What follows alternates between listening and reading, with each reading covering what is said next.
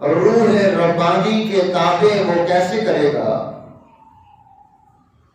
اور خواہش نفس پر عقل کی حکمرانی کیسے قائم ہوگی؟ ان دونوں چیزوں کو قائم کرنے کے لیے اس نے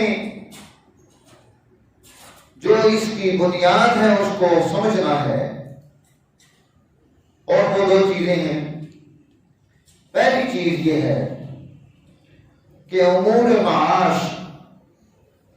دنیا کے یہ امور، کام اور دھندے جنہیں ہم نے اختیار کیا ہے،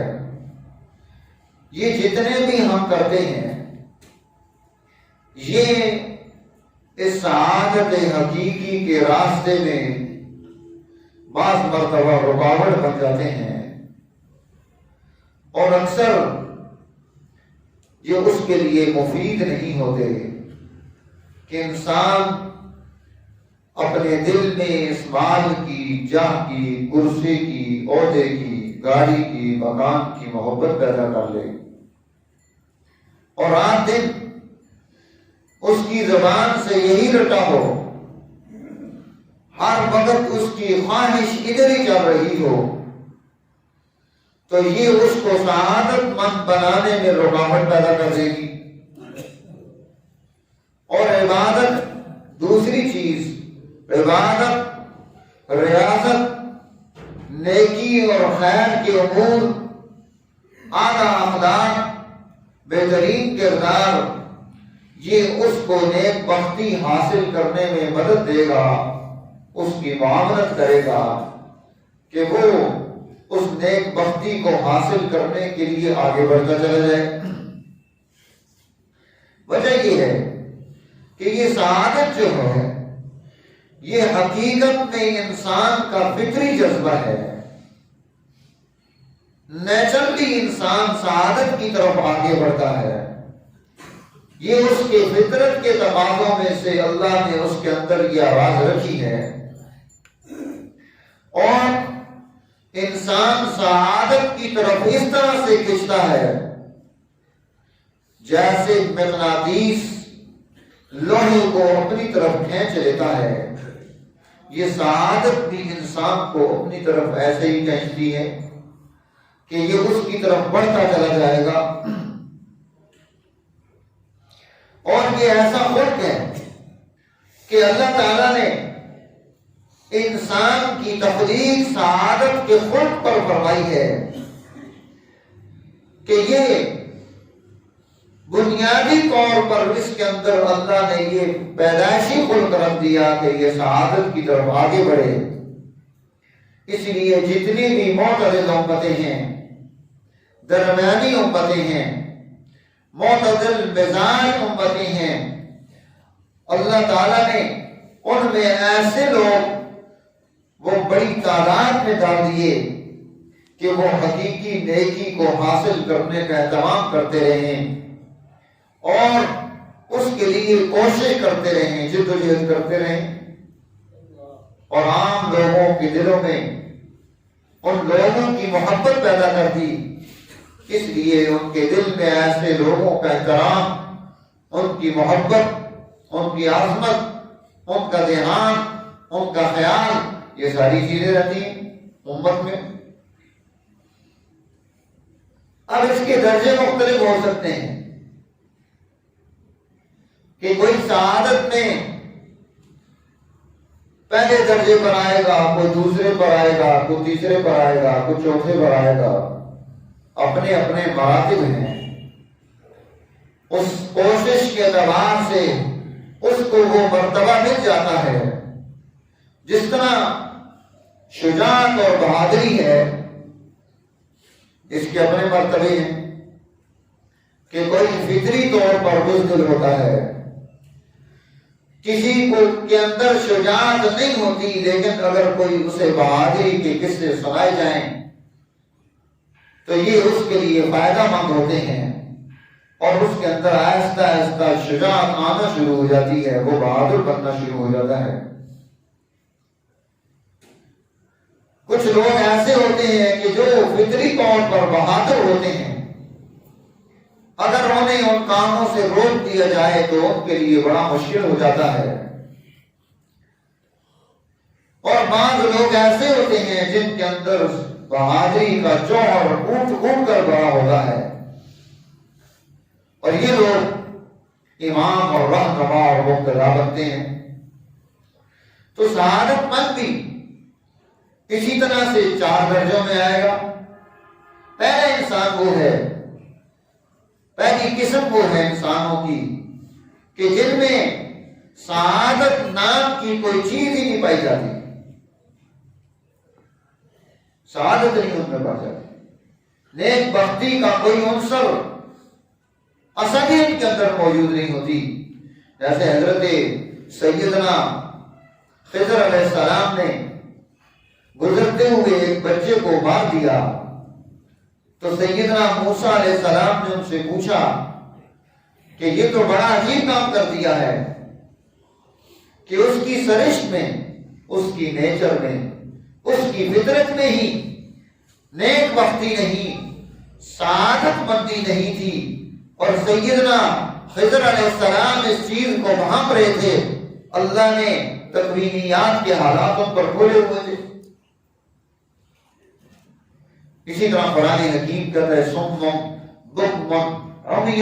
فہم لا یرجعون۔ جہاں منافقین کی جماعت کا پہلے اس بارے میں تذکرہ کیا دوسرے رکوع میں، تو یہ بات ارشاد فرمائی کہ یہ گونگے بہرے اندھے ہیں، انہوں نے لا یرجعون، حق کی طرف، سعادت کی طرف واپس نہیں آنا، یہ نہیں لوٹیں گے، یہ ادھر ہی رہیں گے۔ دوسرے درجے کے وہ لوگ ہوتے ہیں جن کے اندر سعادت پائی تو نہیں جاتی، لیکن اگر انہیں میسر آ جائے، مواقع مل جائیں، صحبت میسر آ جائے، تو یہ چیز ان کے اندر اس سعادت اور نیک بختی کو پیدا کرنا شروع کر دیتی ہے، وہ بڑھتی چلی جاتی ہے، آگے کی طرف ترقی کرتی ہے۔ عام لوگ وہ اسی قسم میں پائے جاتے ہیں کہ انہیں یہ سعادت مندی ماحول کے ساتھ میسر آنا شروع ہو جاتی ہے۔ اور اسی طرح تیسرا درجہ وہ ہے جس کی فطرت میں سعادت رکھی جائے اور اس کے اندر نیکی کا جذبہ اس کے خمیر میں رکھ دیا جائے، اور وہ اس نیکی کے جذبے کے ساتھ آگے بڑھتا چلا جائے، لیکن وہ نیکی کو اختیار کرنے میں محتاج ہے کسی رہنما کا، کسی امام کا، کسی مقتدا کا، کہ وہ کسی کا مقتدی بن کر اس کے پیچھے چل کر سعادت کے راستے کو اپنائے، کہیں اس سے خرابی پیدا نہ ہو جائے، وہ کسی چیز کو نیکی سمجھ رہا ہو اپنے ذہن کے اعتبار سے اور وہ نیکی ہی نہ ہو۔ اور چوتھی قسم اس میں انبیاء علیہ السلام کی اور اس طرح کے اولو العزم عقل مند حکماء عقلاء کی ہے کہ جنہیں اللہ تعالیٰ نے اس بڑے مرتبے پر فائز کیا ہوتا ہے کہ جو رہنما ہوتے ہیں، جو سعادت کے اصول پیدا کرتے ہیں، جو سعادت کے قانون پیدا کرتے ہیں، ان کی زندگی مشعل رنگ ہوتی ہے، وہ انسانوں کو ترقی کے راستے کی طرف آگے بڑھا کر آگے کی طرف لے کر جا رہے ہوتے ہیں۔ یہ سعادت مند قوت یہ انبیاء علیہ السلام کی ہے، جن کی برکت سے علاقوں کے علاقے تبدیل ہو جاتے ہیں، ملک بدلتے ہیں، اقالیم بدلتے ہیں، قومیں بدلتی ہیں، بین الاقوامی دنیا بدلتی ہے۔ حضور نبی کریم صلی اللہ علیہ وسلم کی سعادت نے ساری کائنات میں سعادت بکھیر دی، بڑی تبدیلی پیدا ہو گئی، انسانوں میں اخلاق آئے، تعلیمات پیدا ہوئی، علم آیا، ہنر آیا، قدر پیدا ہوئی، ایک دوسرے کی محبت آئی۔ یہ ساری چیزیں کہاں سے آ رہی ہیں؟ اس ماحول سے جو حضور علیہ السلام نے اپنے دور میں سعادت کا ماحول پیدا کیا۔ اس لیے یہ جو نیک بختی ہے، اب اس نیک بختی اور سعادت کو حاصل کرنے کے مختلف طریقے ہو سکتے ہیں۔ جس طرح آج بالعموم ہمارے ہاں ایک طریقہ یہ رواج پذیر تھا کہ سعادت اور نیک بختی کو حاصل کرنے کے لیے ایسی کوشش اور جدوجہد کی جائے کہ انسان اپنی ذات میں نیک بن جائے۔ بہت سارے ایسے لوگ جنہیں راہب کہا جاتا ہے، جنہیں تارک الدنیا کہا جاتا ہے، جنہوں نے سارا کھانا پینا پہننا شادی بیاہ سب چیزیں ختم کر دی اور ان سب چیزوں کو چھوڑ کر انہوں نے سعادت حاصل کرنے کے لیے، اللہ کا قرب حاصل کرنے کے لیے، نیک بننے کے لیے ایک طریقہ اختیار کیا کہ ہم اس طریقے سے نیک بنتے ہیں۔ جیسے پہلے زمانوں میں کسی آدمی نے اپنا ہاتھ اوپر کر دیا تو اس نے پھر ہاتھ نیچے نہیں کیا، وہ خشک ہو گیا اور وہ ہڈی بن گیا، لکڑی بن گیا، اس نے اس کو استعمال نہیں کیا کہ میں سعادت مند بن جاؤں۔ کسی نے بیوی بچوں کو چھوڑ کر غاروں میں، پہاڑوں میں، کھو میں وہاں جا کر اس نے اپنا جو ہے عبادت کا انداز اختیار کیا، پھر وہ واپس ہی نہیں آیا۔ کوئی دو زانو بیٹھ گیا التحیات کی صورت میں اور وہ اسی طرح سے بیٹھا رہا یہاں تک کہ اس کا جسم، اس کی ٹانگیں، اس کے سجلے اور اس کی رانیں اور یہ جسم آپس میں مل گیا، اوپر سے نیا چمڑا پیدا ہو گیا، سکن بڑی آ گئی۔ اب وہ اٹھ نہیں سکتا، چل نہیں سکتا، کیوں؟ وہ سعادت مند ہونا چاہتا ہے، وہ نیک بخت بننا چاہتا ہے۔ انفرادی سطح پر حضور نبی کریم صلی اللہ علیہ وسلم کی سعادت کی جو محنت تھی وہ ایک فرد کے لیے نہیں، وہ اس پوری انسانی اکائی کے لیے تھی کہ انسانیت یہ پوری کی پوری سعادت مندی کی طرف آگے بڑھے، اس کے اندر وہ کمال پیدا کیا جائے، وہ خلق پیدا کیا جائے۔ اسی لیے حضور علیہ السلام کی صحبت میں، آپ کی مجلس میں ازواج مطہرات سے آ کر حضور علیہ السلام کے بارے میں جب ان لوگوں نے آ کر سوال کیا، سوال کر کے کہ آپ کی عبادت کتنی ہے، آپ کی ریاضت کیسی ہے، آپ کی نیکی کیسی ہے، ساری چیزوں کے بارے میں پوچھ کر اب انہوں نے اپنی طرف سے یہ اعلان کیا۔ ایک کہنے لگا کہ میں اب کیا کروں گا، میں کیا کروں گا، اصوم الدہر ابدا، میں ہمیشہ ساری زندگی روزے رکھا کروں گا، ولا افطر، اب میرا روزہ نہیں چھوٹے گا۔ کوئی کہنے لگا کہ میں کیا کروں گا، میں ساری رات عبادت کروں گا، میں کبھی بھی رات کو نہیں سوؤں گا۔ کوئی کہنے لگا اعتزل النساء ولا اتزوج ابدا، اب میں کبھی عورتوں کے پاس نہیں جاؤں گا، نکاح نہیں کروں گا، شادی نہیں کروں گا۔ اب اس نے سعادت مند بننے کے لیے، نیک بننے کے لیے، اس خلق کو اپنے اندر انسان پیدا کرنے کے لیے اپنی طرف سے یہ چیز ارشاد بیان کی۔ حضور نبی کریم صلی اللہ علیہ وسلم کو جب یہ اطلاع ملی تو آپ نے مسجد نبوی میں اعلان فرمایا، لوگوں کو جمع کیا، پھر خطبہ ارشاد فرمایا اور فرمایا انی لاخشاکم للہ، میں تم سب سے زیادہ اللہ کا ڈر رکھتا ہوں، واتقاکم لہ، میں تم سب سے زیادہ متقی،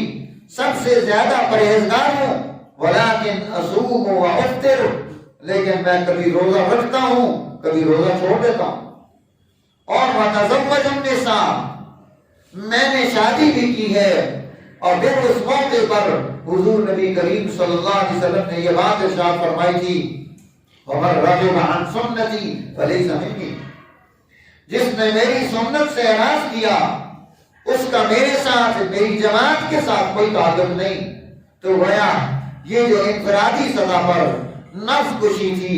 اپنی جان کو ڈال کر، راہب بن کر، تارک الدنیا بن کر ہم نیکی اور سعادت کو حاصل کریں، حضور نبی کریم صلی اللہ علیہ وسلم کا، انبیاء کا، اولیاء کا یہ مشن نہیں۔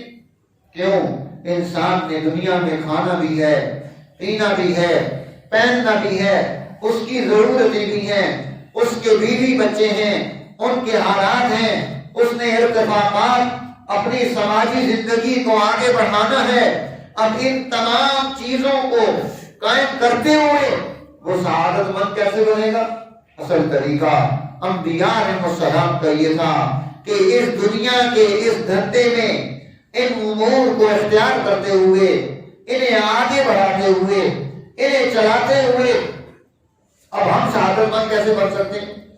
ہم نیک کیسے بن سکتے ہیں؟ ہمارے اندر خود کیسے پیدا ہو سکتا ہے؟ ہم انسانیت کے لیے فائدہ مند کیسے ہو سکتے ہیں؟ ہم اپنی آخرت کو، اللہ کی اس محبت کو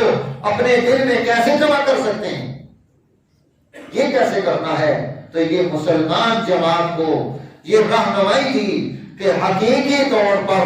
اگر ہم سعادت مند بننا چاہتے ہیں تو ہمیں اس اسوے کو اختیار کرنا ہے، اس نمونے کو اختیار کرنا ہے جس اسوے اور نمونے کو حضور نبی کریم صلی اللہ علیہ وسلم نے عمل میں لایا۔ آپ نے جس پر کردار ادا کیا، جس پر جماعت صحابہ کو کھڑا کیا، جس پر جماعت اہل بیت کو کھڑا کیا، ضرورت کی چیزیں آپ اپنے پاس جمع کرتے ہیں، ضرورت کے علاوہ میں نہیں لگے رہتے، صبح دوپہر شام رات ہر وقت اسی دھندے میں نہیں لگے رہتے، کچھ وقت کام کرتے ہیں جس سے ان کی ضرورت پوری ہو جائے اور اس کے بعد وہ اپنے معاملات اور دین کے اخلاق کے تعلیمات کے ان کو چلا سکے۔ اس لیے سوسائٹی میں ایسا ماحول پیدا کر دینا سرمایہ پرستی کا کہ ہر آدمی مال کی محبت میں ایسا گرفتار ہو جائے کہ وہ دوسرے سے آگے بڑھنے کی کوشش میں حلال اور حرام کو، سچ اور جھوٹ کو ملا کر رکھ دے، اور اس کے پاس اتنا وقت بھی نہ ہو کہ وہ خود کوئی نماز ادا کر سکے، کوئی ذکر کر سکے، کوئی قرآن کی تلاوت کر سکے، نہ اس کے پاس اتنا وقت ہو کہ اس کی ذمہ داریوں میں اس کے بچے تھے، اس کی اولاد تھی، وہ ان کو تربیت دے سکے۔ تو اس کا مطلب ہے کہ اس نے سعادت کے اس اعلیٰ کردار کو جو اسے حاصل کرنا تھا نہیں اختیار کیا۔ اب ہم شروع سے لے کر رات تک اگر کمانے میں لگے ہیں، ہم نسل کو کیا تربیت دیں گے؟ تربیت تو تب ہوتی ہے جب ہم ان کے پاس بیٹھیں، ان کے ساتھ بات کریں، ان کے ساتھ کھیلیں، ان کے ساتھ گفتگو کریں، ان کے معاملات کو سمجھیں اور انہیں زندگی کے دائرے گزارنے کی تربیت دیتے چلے جائیں۔ یہ تب ممکن ہے کہ جب ہم اپنی خواہشات کو کنٹرول کر کے ہم ضروریات پر آ کر ہم جو ہے کردار ادا کرتے ہوئے آگے بڑھ رہے ہوں گے۔ تو اس لیے دین اسلام ہمیں یہ رہنمائی دیتا ہے کہ ہم سعادت مند اور نیک بخت اور اللہ کے ہاں مقرب بن سکتے ہیں دنیا میں رہتے ہوئے بھی۔ اس کے لیے ہمیں اس دنیا کو چھوڑ کر کسی اور دنیا میں جانے کی ضرورت پیش نہیں آتی۔ اللہ تعالیٰ ہمیں نیک بختی کو قائم کرنے والا بنائے تاکہ ہم دنیا میں آخرت میں سرفراز ہو سکیں۔